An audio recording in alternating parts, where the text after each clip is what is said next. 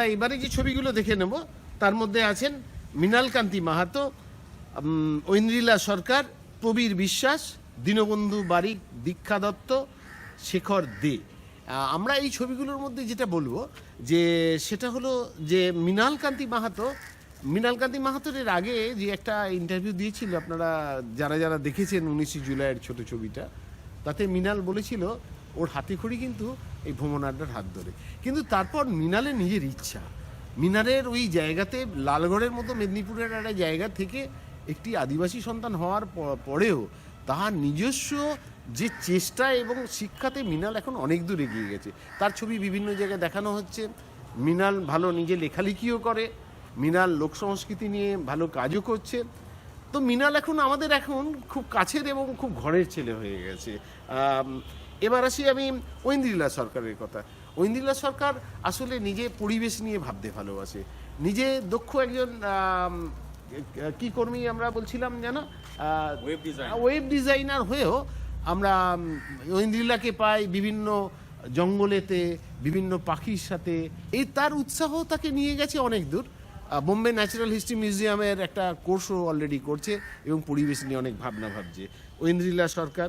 এরপরের যেটা মজার ব্যাপার সেটা হলো যে যে ছবিটার কথা আমরা বলবো, একটি ছবি তিনজনে মিলে তৈরি করেছেন, প্রবীর বিশ্বাস, দীনবন্ধু বারিক এবং দীক্ষা দত্ত।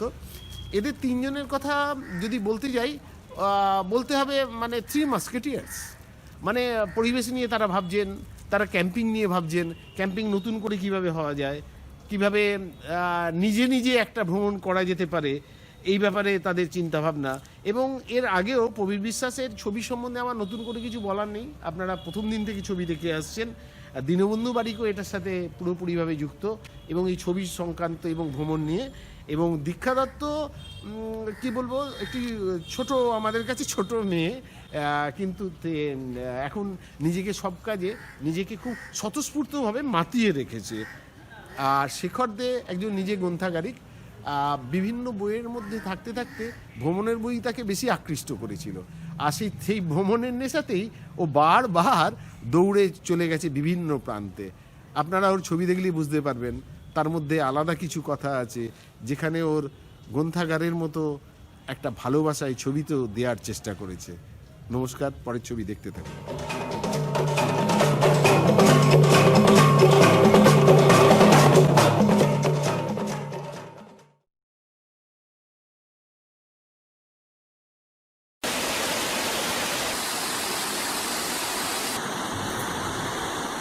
তার কথা অনেক দিন থেকেই শুনছি, যেমনই তার রূপ তেমনই নাকি তার মাহাত্ম্য।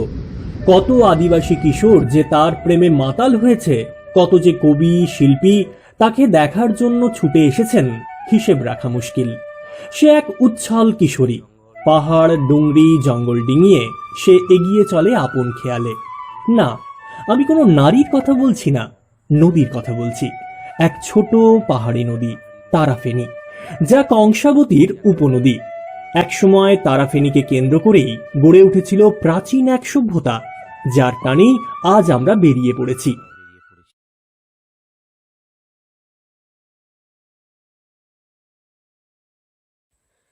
এবার আমরা খুঁজতে চলেছি বৃহত্তর ছোটনাগপুর তথা জঙ্গলমহলের এক উপেক্ষিত প্রাচীন ইতিহাসকে। সঙ্গে পেলাম ঝাড়গ্রামের শিক্ষক গবেষক বন্ধু ধ্রুবদাকে। আমাদের বাইক বেলপাহাড়ি ছাড়িয়ে ছুটে চলল লাল জলের পথে।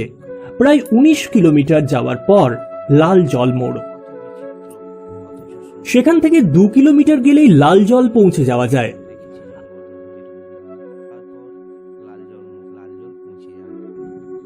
আমরা পৌঁছে গেছি মনে হয়। যার জন্য আশা তিনি আমাদের অপেক্ষাতেই রাস্তার পাশে দাঁড়িয়ে আছেন। আদরের দেও পাহাড়, ওই যে দেখা যাচ্ছে লাল জল গ্রাম। মাটিতে আয়রন ও কপারের পরিমাণ বেশি হওয়ায় এখানকার জল কিছুটা লালচে হওয়ায় গ্রামের নাম লাল জল হয়েছে। চারিদিকে পাহাড় ঘেরা ছবির মতো গ্রাম এই লাল জল। উত্তরে রানী পাহাড়, দক্ষিণ পূর্বে সিংলহর পাহাড় আর পশ্চিমে দেও পাহাড়, যার উপরেই রয়েছে সেই প্রাচীন গুহা। আজ আমাদের সঙ্গী লাল জলেরই রঞ্জিত মাহাতো। সে এই গ্রামেরই লায়া পরিবারের সন্তান। রঞ্জিতের বাবা চুনারাম মাহাতো এখানকার পাহাড় দেবতার পুজো করে থাকেন প্রতিদিন। কোনোদিন বাবার সমস্যা থাকলে পুজোর দায়িত্ব সামলান এই রঞ্জিত বাবু। তাই আজকের এই জার্নিতে রঞ্জিত দাই আমাদের সঠিক পথ প্রদর্শক হয়ে উঠতে পারেন। এখানেই পাওয়া গেছে আদি, মধ্য ও নব্যপ্রস্তর যুগের মানুষের ব্যবহার করা বিভিন্ন জিনিস, পাথরের লাঙল, তীরের ফলা, চপার, তামার কুঠার, নীল গায়ের হাড়ের ফসিল। এখানকার মাটি, পাথর, নদী, নালা, পাহাড়, ডুংরি, বন, জঙ্গল একদা ছিল আদিম মানবকুলের বিচরণ ক্ষেত্র। আদিম মানবদের গুহাটি আবিষ্কার হওয়ার পর লাল জল গবেষক পর্যটকদের কাছে তীর্থভূমিতে পরিণত হয়েছে। লাল জলের 10 কিলোমিটার ব্যাসার্ধের মধ্যে আরো 4টি পাহাড় রয়েছে: চাতন পাহাড়, গাডরাসিনী, তামলি মাইন এবং রাজারানী। এদের প্রত্যেকেরই গুহা রয়েছে, কিন্তু গুহা মুখগুলি বিভিন্ন দিকে খোলা। এর অর্থ আদিম মানবরা শীতের কনকনে বাতাস, বর্ষার ঝাপটা, প্রখর রোদ, কালবৈশাখীর দাপট, আশ্বিনের ঝড় বৃষ্টি থেকে বাঁচতেই বিভিন্ন সময়ে বিভিন্ন গুহাগুলি ব্যবহার করতেন। লাল জলেও তার ব্যতিক্রম নয়। লাল জল গুহা সম্বন্ধেও ছড়িয়ে রয়েছে একাধিক কিংবদন্তি। এই গুহাতেই রামস্বরূপ দেব শর্মা নামে এক সন্ন্যাসী দীর্ঘদিন সাধনা করেছেন। সঙ্গে থাকত তার পোষা একটি চিতাবাঘ ও একটি অজগর। তাঁরই উদ্যোগে 1983 সালে এই পাহাড়ে বাসন্তী পূজার প্রচলন শুরু হয়, যা এখনো চলছে। সন্ন্যাসী 1995 সালে দেহত্যাগ করেন। গুহাটার সম্বন্ধে বলছি যতটা জানি আমি। আপনার সাধু বাবা যখন মানে ইয়াং বয়সে আসে, তখন উনি এই উপরেই আমাদের গ্রামের লোক এনে ওকে উপরে তুলে দেয়। আচ্ছা, তখন বাঘ, ভাল্লুক, সাপ সব কিছুই থাকে পাহাড়ে। দিয়ে বাঘ ভাল্লুকের সঙ্গে বাস করতে পরে একদিন যেদিন করে দেয়, তারপরের দিন এসে দেখে যে সাধু বাবাকে আছে না খেয়ে নিয়েছে বাঘে। তারপরে আসে দেখা যাচ্ছে না, সাধু বাবা আছেই। তাইলে এইখানে শুয়ে থাকতো, আর ওই সাপটাকে এরকম বেটনা যেটা থাকতো ওটার উপরে মাথার বালিশ করতো, আর আপনার বাঘটা সামনে বসে থাকতো। গ্রামের লোক আসতো, এখানে দুধ রেখে দিয়ে যেত, ওকে হাঁক দিয়ে ওঠে আর চলে যেত। দুধ খেয়ে আপনার 11 বছর এই পাহাড়ে কাটাইছিল। পাহাড়ে যত উঠছি ততই রোমাঞ্চিত হচ্ছি। কে জানে এই পাহাড়েই আমার পূর্বপুরুষ ছিল না তো এক সময়? পাহাড়ের প্রতিটা খাঁজ, প্রতিটা পাথরে কে জানে কত ইতিহাস বন্দী হয়ে রয়েছে। হয়তো বোবা পাথর হয়ে অপেক্ষা করছে, কোনো এক রাজকুমার এসে উদ্ধার করবে পাথর হয়ে যাওয়া অতীত রাজকুমারীকে।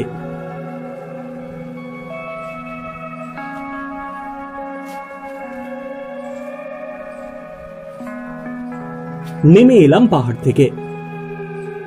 10,000 বছর আগে গড়ে ওঠা তারাফেনী সভ্যতার অন্যতম পীঠস্থান থেকে নিচের মন্দিরে কিছুক্ষণ কাটিয়ে লালজল গ্রামের দিকে এগিয়ে গেলাম। সবাই পাহাড় দেখেই ফিরে যায়, কেউ গ্রামে ঢোকে না। গ্রামটিও খুব সুন্দর। লালজল পাহাড়ের চূড়া থেকে গ্রামটিকে তুলিতে আঁকা ছবি মনে হয়।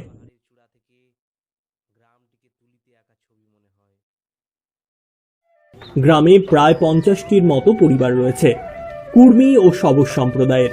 রঞ্জিতদার আমন্ত্রণে তার বাড়িতে গেলাম কিছুক্ষণের জন্য। এই গ্রামের একটা গৌরবময় ইতিহাস থাকলেও সময় এখানে থমকে থাকে। প্রাকৃতিক প্রতিবন্ধকতা ও শহর থেকে দূরে অবস্থানের জন্য জীবন এগিয়ে চলে বড় ধীর গতিতে।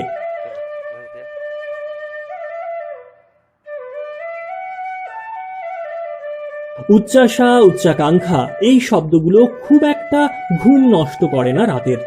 ঝর্ণা, বাতাস, আলোর মতোই প্রকৃতির নিজস্ব ছন্দে এখানকার জীবন এগিয়ে চলে। রঞ্জিতদার বাড়িতে বিশ্রাম নিতে নিতেই ডুংরির মাথায় বেলা পড়ে এলো। এবার ফেরার পালা। পেছনে পড়ে থাকে 10,000 খ্রিস্টপূর্বাব্দের প্রাচীন সভ্যতা। আমার পূর্বপুরুষদের বিচরণ ভূমি দেব পাহাড়কে প্রণাম করে বাড়ির পথে রওনা দিলাম।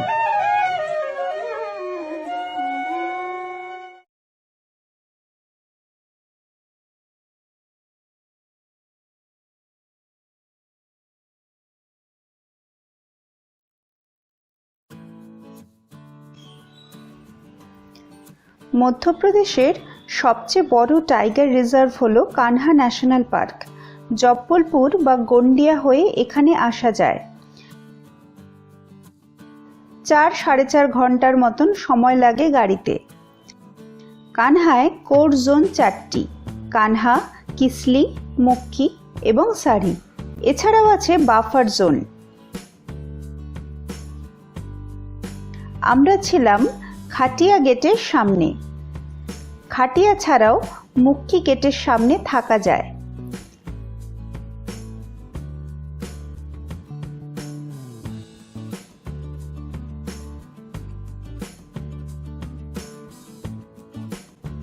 কানহায় সকাল ও বিকেল এই দুটি স্লটে সাফারি হয়। অনলাইনে পারমিট জোগাড় করতে হয়। বুকিং শুরু হয় 4 মাস আগে থেকে।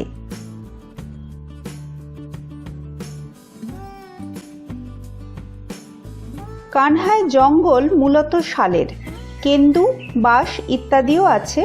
আছে কুমিরের মতন ছালের ক্রোকোডাইল বার্ক ট্রি, যাকে আবার স্থানীয়রা ঈশ্বর জ্ঞানে পুজো করেন। পাতার ফাঁক দিয়ে যখন আলো এসে পড়ে রাস্তার উপর আর চিকচিকে সূর্য ঝিলমিল করে মোটা মোটা শালের কাণ্ডের পেছনে, তখন মনে হয় এই সৌন্দর্য দেখার নয়, অনুভব করার। প্রথম দিন সাফারি করলাম মুক্কি গেটে। অভিজ্ঞ গাইড বাঘের পায়ের ছাপ দেখিয়ে নিয়ে চললেন সে পথে। কিছু দূর গিয়েই 10 হাত দূরে বাঘমামার দর্শন পেয়ে গেলাম।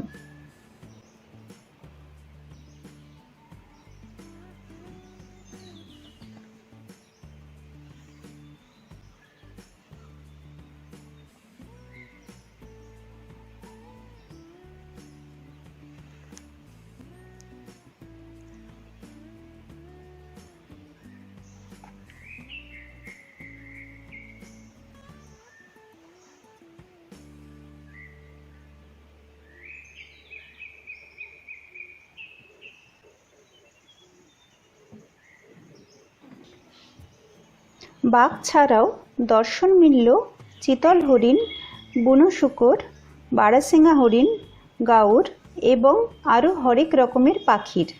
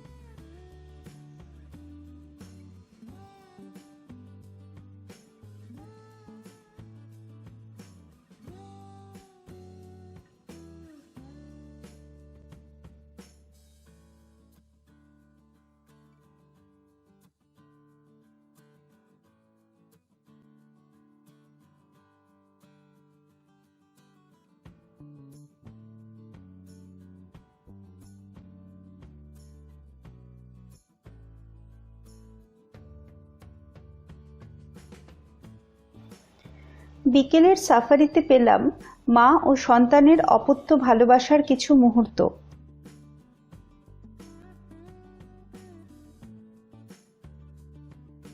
অসীম আগ্রহে ক্যামেরাবন্দি করলাম আমরা।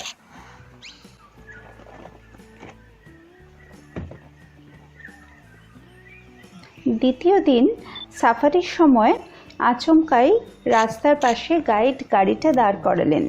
তখন সন্ধে হয়ে এসছে। জঙ্গলের দিক থেকে গা ছমছমে রোমাঞ্চকে উস্কে দিয়ে হরিণের অ্যালার্ম কল ভেসে আসছে। জঙ্গলের নিস্তব্ধতা ভেঙে খান খান হয়ে যাচ্ছে সে চিৎকারে।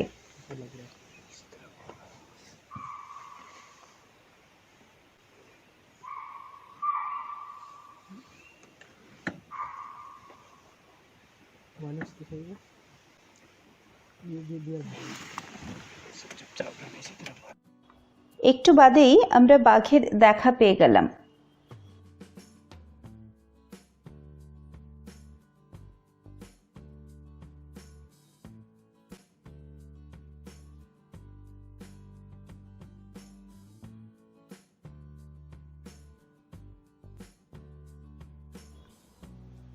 কানহা জোনে নেচার ইন্টারপ্রিটেশন সেন্টারটি অবশ্যই ঘুরে দেখার মতন।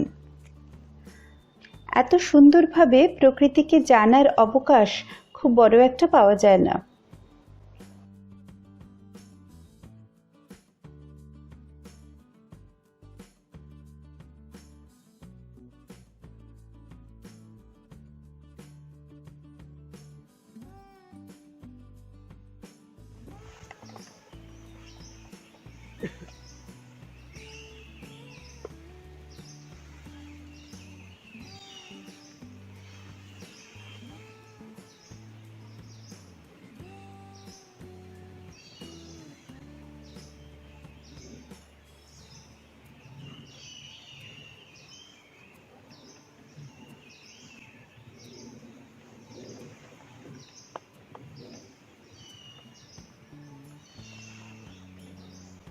জঙ্গলকে একবার ভালোবাসতে শুরু করলে, প্রকৃতির অন্তহীন গভীরতায় মন একবার ডুবতে শুরু করলে আর থই পাওয়া মুশকিল।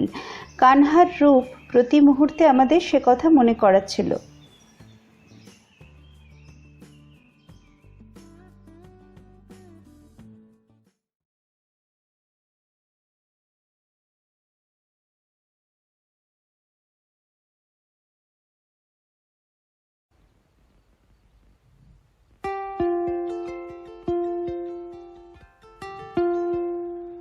मेरो माया कुन दिशा मुलुका कुन दिशा मुलुका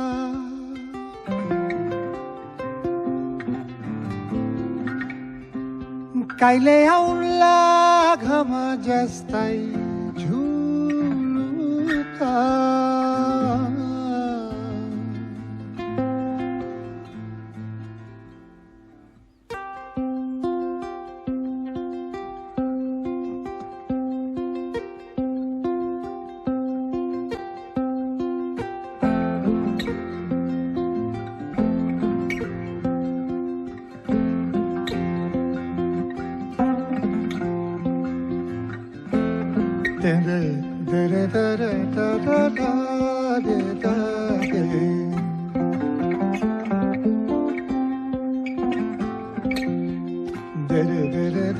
mama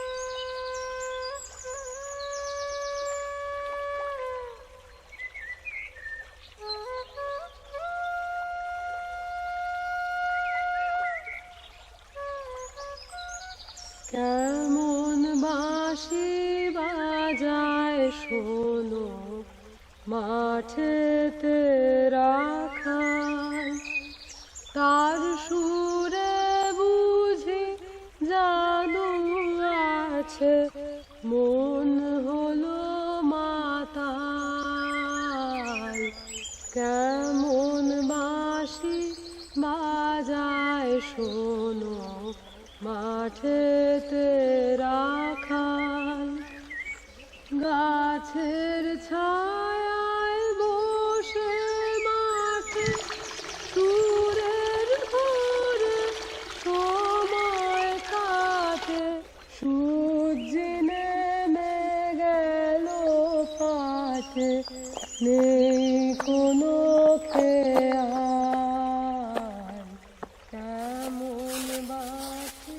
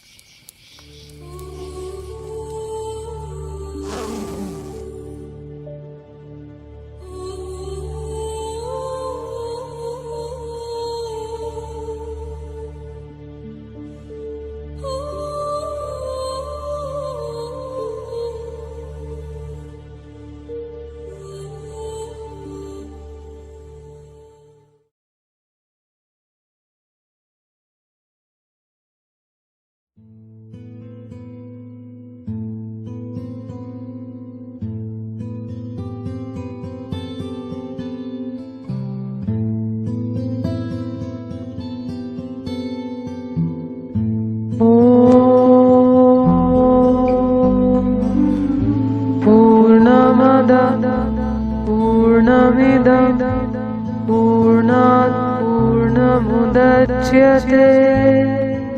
पूर्णस्य पूर्णमादाय पूर्णमेवावशिष्यते। ॐ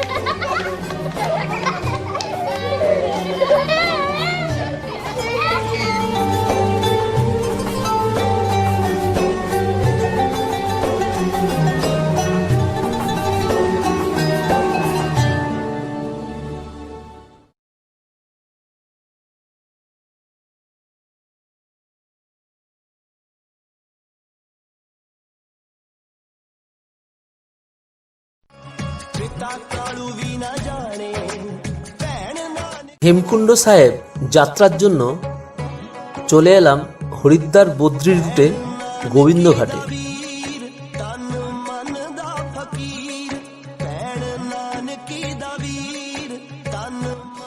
এখান থেকে প্রথম দিন 13 কিলোমিটার দূরে ঘাঙাড়িয়ায় রাত্রি কাটিয়ে দ্বিতীয় দিন 6 কিমি চড়াই ভেঙে পৌঁছতে হবে হেমকুণ্ড সাহেব। গোবিন্দঘাটে পৌঁছে রাত্রে আস্তানা নিলাম গুরুদ্বারাতে। খুব পরিষ্কার পরিচ্ছন্ন, সারাদিন লঙ্গর চলছে এখানে। ভালো মেডিকেল ফেসিলিটি রয়েছে এখানে।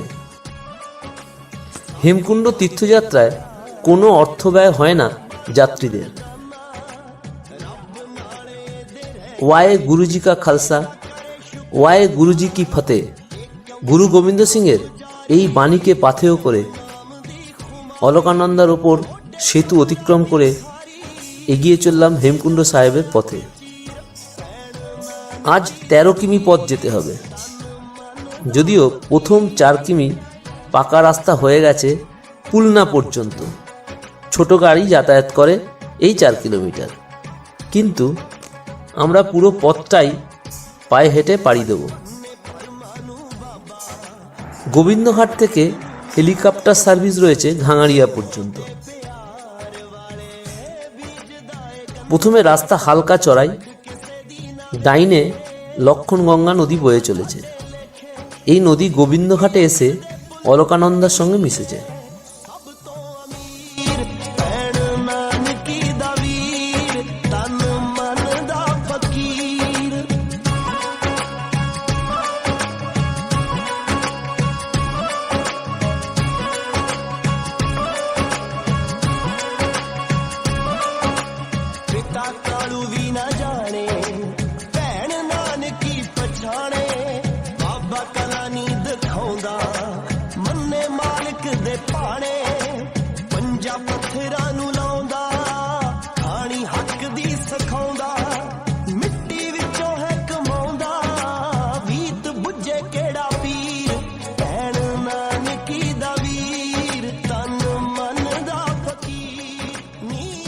দু 3 কিলোমিটার এগোনোর পর চড়াই রাস্তা শুরু হয়ে গেল। পথে দেখতে পেলাম পাঞ্জাব থেকে খোলা হয়েছে মেডিকেল ক্যাম্প। ফ্রিতে যাত্রীদের ওষুধপত্র ও মেডিকেল চেক আপ করার ব্যবস্থা আছে এখানে।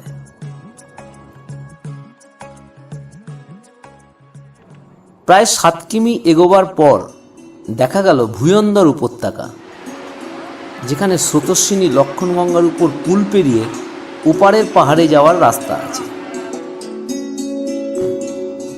একটু বসে নিরীক্ষণ করতে লাগলাম স্রোতস্বিনী লক্ষণ গঙ্গাকে। এখান থেকেই কাকভূষুণ্ডী তালে যাওয়ার ট্রেক রাস্তা শুরু।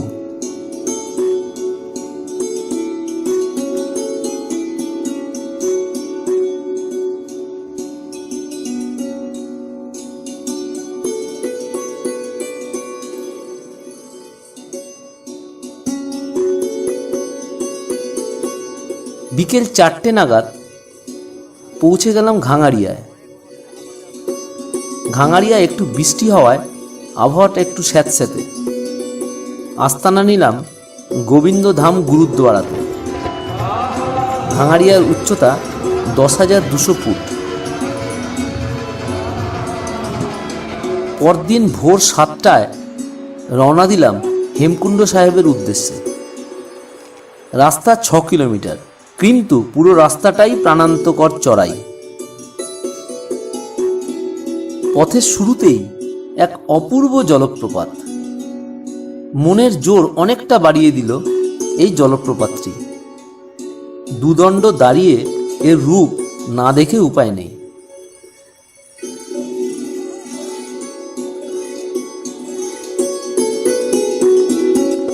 আবার এগিয়ে চলা। সামনে সেলুট জানালো শ্বেত শুভ্র হিমালয়।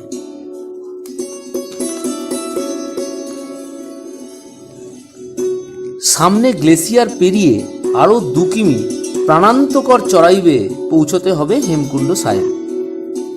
বেলা বাড়লে গ্লেসিয়ার গলে পথে জলের স্রোত বয়, পথ চলা খুবই অসুবিধা হয়ে পড়ে।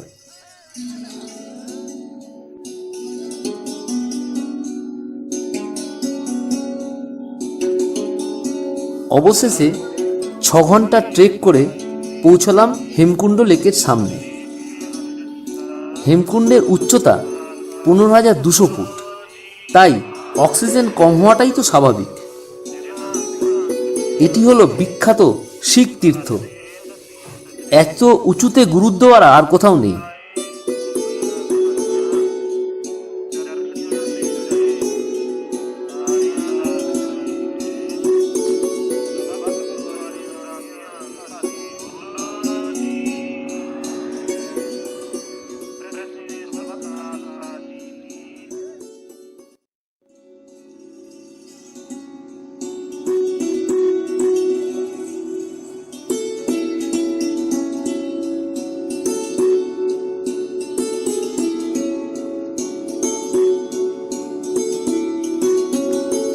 লেকের পাড়ে আছে লক্ষণ মন্দির।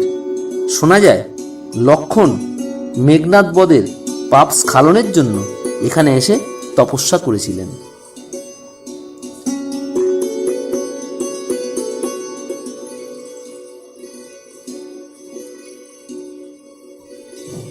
দশম শিখগুরু গোবিন্দ সিং বরফাবৃত সপ্তশৃঙ্গে ঘেরা নীল সবুজ সরোবরের তীরে তপস্যা করেছিলেন এবং তিনি খালসা ধর্ম প্রচারের দৈবাদেশ পেয়েছিলেন। পরবর্তীকালে এখানে তৈরি হয় এই গুরুদ্বারাটি।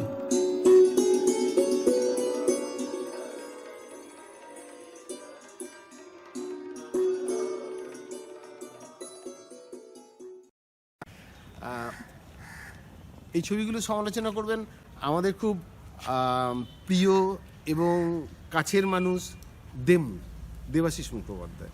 দেবাশিস মুখোপাধ্যায় সম্বন্ধে নতুন করে কিছু বলার নেই। আপনারা জানেন যে অন্যতম সত্যজিৎ গবেষক। বিভিন্ন বিষয়ে আমরা যে আগে গ্রন্থাগারের কথা বলছিলাম, গ্রন্থাগারে শুধু থেকে আজকালের তিনি যে কাজটি করেছেন তা নয়, গ্রন্থাগারের ওই প্রতিটি প্রচ্ছদ থেকে আরম্ভ করে তার ভিতরের পাতায় পাতায় ঢুকে গিয়ে নিজেকে সমৃদ্ধ করেছেন দেবাশিস দা। তার মধ্যে আছে বিশেষভাবে তার ভালো লাগার বিষয় ভ্রমণ, যার ফলে উনি আমাদের মিনিট কুড়ি লেন্সের বাড়িতে প্রথম দিন থেকেই আমাদের সাথে আছেন। আমরা তার ভালো লাগা মন্দ লাগা, আমরা বারবার বলছি সমালোচনা, আসলে সমালোচনা নয়। যারা নতুন ছবি তৈরি করেছে তার কি সমালোচনা বলবো, আসলে আলোচনা, তার ভালো লাগা, সেগুলো আমরা শুনে নেবো তার কাছ থেকে। নমস্কার। মিনিট কুড়ি লেন্সে বাড়ির অনলাইন উৎসবে আমি মোট 4টে ছবি দেখেছি, 6 থেকে 7 মিনিটের মধ্যে তৈরি 4টে ছবি। প্রথম ছবিটা হচ্ছে হেমকুণ্ড সাহেব যাত্রা, করেছেন শেখর দে। উত্তরাঞ্চলের হেমকুণ্ড সাহেবের যে ছবিটি সেটাই মানচিত্র দিয়ে প্রথম শুরু হয়েছে এবং চমৎকার ছবি। খুব সংক্ষেপে হেমকুণ্ড যাত্রা এবং হেমকুণ্ডতে কি কি দেখবার জিনিস আছে তার সংক্ষিপ্ত ইতিহাস বলে সেগুলো দেখানো হয়েছে। কিন্তু ভালো ভালো ছবি, বেশ ছবি, কিন্তু যেটা দুর্বলতা সেটা হচ্ছে ন্যারেশনের জায়গাটা। আমার মনে হয় যে ন্যারেশনটা যদি একবার রিহার্সাল করা হতো তাহলে বোধহয় ভালো হতো, এবং যে গানগুলো সঙ্গে দেওয়া হয়েছে সেগুলো একটু উচ্চকিত হয়ে গেছে, ফলে আনুষঙ্গিক শব্দ ঠিকমতো ব্যবহার করা যায়নি, করতে পারেননি। এমনিতে ছবিটা বেশ ভালো। তারপরের ছবিটা হচ্ছে কানহা ন্যাশনাল পার্ক, তৈরি করেছেন ঐন্দ্রিলা সরকার। একটা জিনিস আমাদের মনে হয় যে যেহেতু খুব কম সময়ের মধ্যে আমাকে যা বলার বলতে হবে, সেখানে কিন্তু ন্যারেশনটা বা বক্তব্যটা কিন্তু ছবির সঙ্গে একটু ছবিকে সাহায্য করে মাত্র, ফলে সেটাই প্রধান যাতে না হয়ে ওঠে সেটা একটু দেখা দরকার, কারণ ন্যারেশন কিন্তু সাহিত্য নয়। একটা জিনিস আমাদের বোধহয় বলা দরকার, বোঝা দরকার, যে কোনো শিল্পের প্রধান গুণ কিন্তু সংযম। ফলে আপনি যদি কোনো বিষয়ের ওপর বা কোনো দৃশ্যের ওপরে যদি লোভে পড়ে যান তাহলেই কিন্তু আপনার ছবিটা কিন্তু মার খাবে। এখানে আমার মনে হয়েছে যে বাঘটা এত বেশি দেখানো হয়েছে এখানে, সেটা ছবির পক্ষে খুব একটা ভালো নয়। আর একটা জিনিস আমার যেটা খুব মনে হচ্ছিল যে ওনার দৃশ্য দেখাবার আগে তার বর্ণনাটা উনি আগে করে ফেলছিলেন।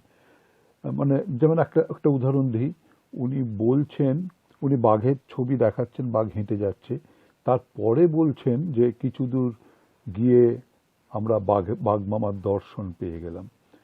তা এইটা আমার মনে হয়েছে যে এটা উল্টোটা হলে বোধহয় ভালো লাগতো। তা তবুও কানহা সম্বন্ধে লোকের মনে একটা ধারণা তৈরি করার জন্য ছবিটা চমৎকার। আর একটা অভাব যেটা আমার মনে হলো যে কানহা জঙ্গলটাই কিন্তু জন্তু জানোয়ার ছাড়া জঙ্গলটার একটা বৈশিষ্ট্য আছে, অত বড় জঙ্গল ভারতবর্ষে খুব কম আছে, ফলে এই যে ভাস্টনেসটা যদি একটু দেখানো যেত আমার মনে হচ্ছে ভাল লাগতো। পরের ছবি হচ্ছে গুহা মানবের খোঁজে লাল জল, 6 মিনিট 59 সেকেন্ডের ছবি, তৈরি করেছেন মৃণাল কান্তি মাহাতো। ছোট্ট পাহাড়ি নদী, সেই নদীকে ঘিরে যে গ্রাম এবং সেখানকার প্রাচীনতম গুহা নিয়ে এই ছবির বিষয়। কিন্তু আমার যেটা মনে হয়েছে যে এই ছবিতে সঙ্গীত মোটেই সুপ্রয়োগ ভাবে ব্যবহার করা হয়নি। আর শুরুটা চমৎকার, কিন্তু ওই আমি যেটা বলছিলাম যে জিনিসটা প্রয়োজন নেই সেই জিনিসটা না দেখানোই ভালো। বিশেষ করে ধরুন ওই যে কর্পোরেশনের জল যাচ্ছে, জলের গাড়িটা যাচ্ছে, এটা খুব একটা প্রয়োজন নেই। আর উনি ছবিটার নাম রেখেছেন গুহা মানবের খোঁজে, কিন্তু সেখানে কিন্তু গ্রামটাও অনেকটা বেশি দেখানো হয়ে গেছে বলে আমার একটু মনে হয়েছে। মানে আমার মনে হচ্ছিল যে গুহাটাকে যদি আরেকটু ভালো করে দেখানো যেত বোধহয় আমাদের ভালো লাগতো। শেষ ছবি যেটা, সেটা হচ্ছে অ্যালোন, 6 মিনিট 30 সেকেন্ডের ছবি। প্রবীর, দীক্ষা ও রাজ তিনজনে মিলে করেছেন। আমার এই 4টে ছবির মধ্যে এই ছবিটা আমার সবচেয়ে বেশি ভালো লেগেছে।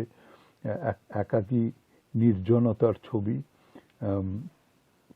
এবং রেলগাড়ির দৃশ্য দেখিয়ে ছবিটা শুরু, মানে একটি মেয়ে সে একাকী ভ্রমণ করছে এবং তার ভ্রমণ, তার দেখা, তার রাত্রিবাস গুহাতে, এই তাঁবুতে রাত্রিবাস, সব মিলেমিশে চমৎকার চমৎকার ছবি। এবং উনি জানেন যে ছবি কিভাবে তুলতে হয় এবং তথ্যচিত্রের ছবি, মানে ভিডিও ছবি কিভাবে তুলতে হয়, সেটা ব্যবহার করতে হয়। খুব ভালো, খুব ভালো। তবে দু একটা কথা আমার বলার, সেটা হচ্ছে যে ছবিটা মাত্র 6 মিনিট 30 সেকেন্ডে, সেখানে রেলগাড়ির দৃশ্যটা একটু বেশি লেগেছে আমার কাছে, ওটা আর একটু কমানো যায়। আর একটা জিনিস বলি যে উনি এখানে একটি গান ব্যবহার করেছেন, গুপি বাঘা ফিরে এলোর গান। সূর্যি, গানের একটা লাইন আছে যে সূর্যি নেমে গেল পাটে, এবং সেখানে দৃশ্য দেখানো হচ্ছে যে সূর্য প্রায় অস্তাচলে, কিন্তু তার পরের দৃশ্যটাই হচ্ছে গাঢ় রোদে ওই হেঁটে যাচ্ছে। এটা একটু একটু দৃষ্টিকটু লেগেছে। আর ভালো লাগেনি আমার যে এইরকম একটা চমৎকার একটা বাংলার ছবি শেষে মিউজিকটা আমার মনে হলো একটু আরবিয়ান মিউজিক, এটা আমার পছন্দ হয়নি।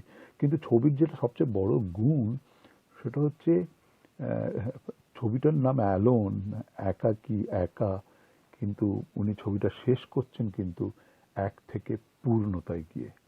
এটা আমার কাছে খুব কি বলবো, খুব একটা ভালো চিন্তার প্রয়োগ আমার মনে হয়েছে এই ছবিটা। পরের সমালোচনা যিনি করবেন তিনি হলেন প্রেমেন্দু বিকাশ চাকি। প্রেমেন্দু বিকাশ চাকি এখন বাংলা সিনেমার মধ্যে একটি আলাদা বিশিষ্ট নাম। প্রেমেন্দুদার বলি প্রেমেন্দুদার এর আগে আমাদের ভ্রমণ আড্ডা এসেছিলেন, সমালোচনাও করেছেন, তার আমরা ছবি দেখেছি এবং তিনি একটা পূর্ণদৈর্ঘ্যের ছবিও পরিচালনা করেছেন। আসলে নিজে একজন বিখ্যাত সিনেমাটোগ্রাফার।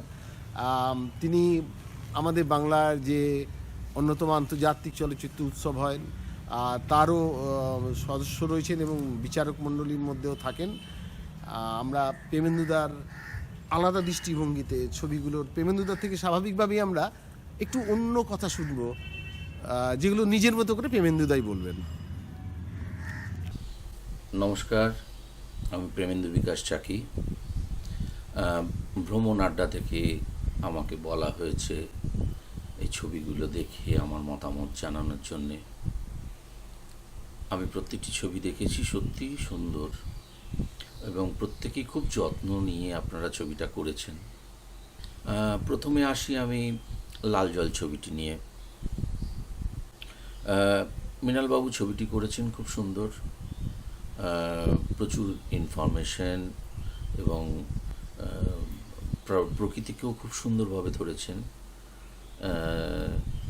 মৃণালবাবু শুরুতে একটা কথা বলেছেন যে সেই নদীটি দেখে, যখন আমরা নদীটি দেখাচ্ছেন তারা ফেনী, এবং সেক্ষেত্রে বলছেন যে সেখানে পাগল হয়ে গিয়েছেন অনেক লেখক, অনেক সাহিত্যিক, অনেক মানুষ, কিন্তু আদিবাসী পুরুষ মানুষ কেন? মানে সকলেই তো মোটামুটি আমরা পাগল হতে পারি, সুতরাং পার্টিকুলার কোনো একটা জায়গাতে সেটাকে ধরে রাখাটা আমার মনে হয় একটু ভেবে দেখবেন সেক্ষেত্রে। বাকিটা কিন্তু খুব সুন্দর ছবি, সুন্দরভাবে নিয়ে গিয়েছেন, সুন্দরভাবে শেষ করেছেন এবং খুব ইনফরমেটিভ, মানে সত্যি ভালো। দ্বিতীয়ত আসি কানহাতে, যেটা কানহা ছবিটিও খুব ইনফরমেটিভ ছবি, মানে যারা কানহা যাননি বা যেতে চান তারা অন্ততপক্ষে দেখলে পরে বুঝতে পারবেন। এক্ষেত্রে আমি একটা জিনিস বলছি যে যখনই আপনারা ছবি করবেন, ছবিতে যেহেতু কানহা এবং সেখানে গিয়ে আমি বাঘ দেখছি বা পশু পাখি দেখছি, এই বাঘ দেখা বা পশু পাখিটা দেখা একটা জঙ্গলে আর একটা চিড়িয়াখানার মধ্যে কিন্তু একটা তফাৎ আছে। মানুষের একটা এক্সপেকটেশন থাকে, বহু মানুষের, সকলের বলবো না, যে জঙ্গলে গিয়েছি মানে বাঘ দাঁড়িয়ে থাকবে, হাতি দাঁড়িয়ে থাকবে। না, সেটা চিড়িয়াখানায় থাকে, সেটা কখনো জঙ্গলে থাকে না। জঙ্গলে তাদের খুঁজে নিতে হয়, জঙ্গলে তাদের জন্য অপেক্ষা করতে হয়। এই জিনিসটা কিন্তু আপনাদের ছবিতে একটু হলে পরেও কোথাও যেন থাকা দরকার ছিল, যে আপনাদের প্রতীক্ষা বা আপনাদের এটা বলেছেন, আপনারা বলেছেন, নিশ্চয়ই বলেছেন, কিন্তু চিড়িয়াখানার সাথে একটা জঙ্গলের তফাৎ, তার যে নৈশব্দ, তার যে প্রাকৃতিক যে সৌন্দর্য, সেটাও আপনারা বলেছেন। কিন্তু খেয়াল রাখবেন যে সাধারণ দর্শককে কিন্তু শুধুমাত্র ছবি দেখা না, তার সাথে একটা কোনো ইনফরমেশন, যে ইনফরমেশনটা আমরা যারা ছবি করিয়ে, বিশেষত যারা আমরা এই ধরনের ডকুমেন্টারি করি, তাহলে সেক্ষেত্রে একটা প্রয়োজন যে একটা বিশেষ কোনো মাত্রা যোগ করে দেওয়া, যেখানে আমার অন্য ছবি থেকে এই ছবিটা আলাদা। তারপরে আসছি আমি হেমকুণ্ড সাহেব। এটাও শেখরবাবু খুব সুন্দর ছবি করেছেন, ভীষণ ইনফরমেটিভ, ভীষণ সুন্দরভাবে তিনি বলেছেন কীভাবে যাওয়া যায়, না যাওয়া যায়। কিন্তু শেখরবাবু একটা জিনিস খেয়াল রাখবেন, যে ছবিতে যখন ভয়েস ওভার হবে, সেই ভয়েস ওভার সেটা যে প্রফেশনাল লোকে করবে তার কোনো মানে নেই। যে কোনো লোক তার ইচ্ছেতেই করতে পারেন, কিন্তু তার উচ্চারণ এবং আরেকটা জিনিস, যে লেখ্য ভাষা এবং কথ্য ভাষার মধ্যে অনেক তফাৎ। আমার মনে হয় যে কিমি উচ্চারণটা করাটা ঠিক হয়নি, ওটা কিলোমিটার মানে কিলোমিটার, আমরা লেখার ক্ষেত্রে করতে পারি। সর্বশেষে আসি অ্যালন। অ্যালন আমার বেশ ভালো লাগলো, খুব সুন্দরভাবে করেছেন, সিনেম্যাটিক একটা অ্যাপ্রোচ রয়েছে। শুরুতে তো গানটা অনবদ্য লেগেছে আমার, খুব সুন্দরভাবে তার ব্যবহার হয়েছে। কিন্তু আপনাদের একটা কথা বলছি, যে ছবিতে গান ব্যবহার করতে গেলে পরে অনেক সময় গানের কথা মাথায় রেখে হয়তো শর্ট ডিভিশন বা শর্ট কাটা হয়, মানে এডিটের সময়।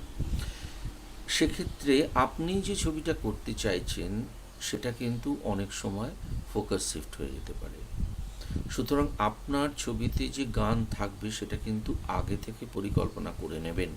আপনাদের প্রথম যে টাইটেল কার্ড আসার আগে যখন আপনারা ট্রেনের জার্নি করছিলেন, খুব সুন্দরভাবেই গানটা এসছে, কিন্তু পরের গানটার প্রয়োজনীয়তাটা নিয়ে আমার এই কথাগুলো বলা এবং প্রশ্ন।